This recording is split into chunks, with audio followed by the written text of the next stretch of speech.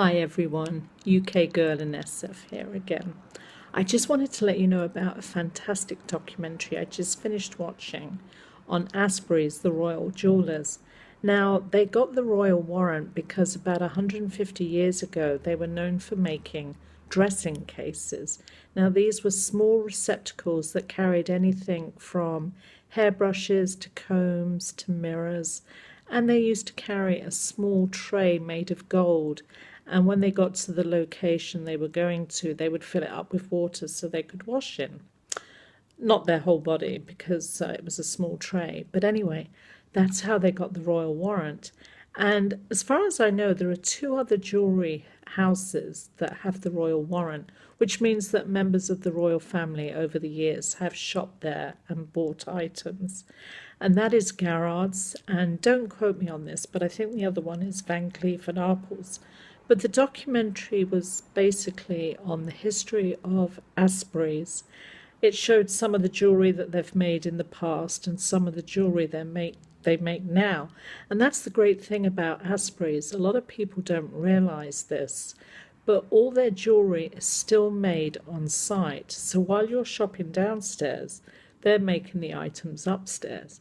And that's very rare nowadays because a lot of items are mass produced in other locations and shipped to shops around the world, but not at Aspreys.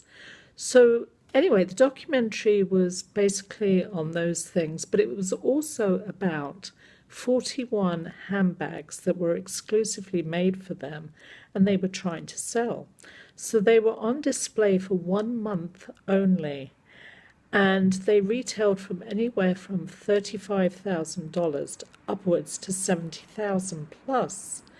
And they had interest from one customer who was a repeat customer, and she was very well known to Aspreys. So they laid on this elaborate tea for her, and they had the sandwiches and the scones and the jam and the tea and the cream, and she was a no-show.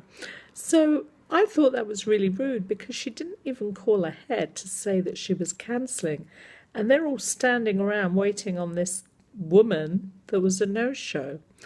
But on the very last day that they were supposed to take the handbags down, they got a call from a Saudi princess, or at least one of her minions, and she wanted the shop to stay open for them that night, exclusively for her.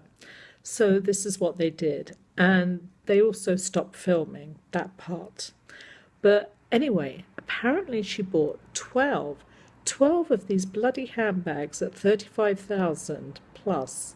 Now, even if they all cost $35,000, that works out at over $420,000, which would keep me in my apartment for the next 26 years. I nearly fell off my perch when I heard that. Bottom line, if you have the money and you're in London, go to Bond Street and visit Aspreys.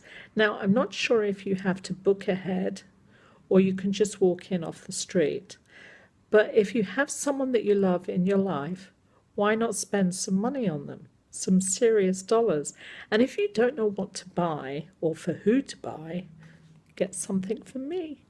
No necklaces though, because I have this huge neck and this double chin, so I don't do necklaces, but I love diamonds and I love sapphires, and you can always buy me a ring.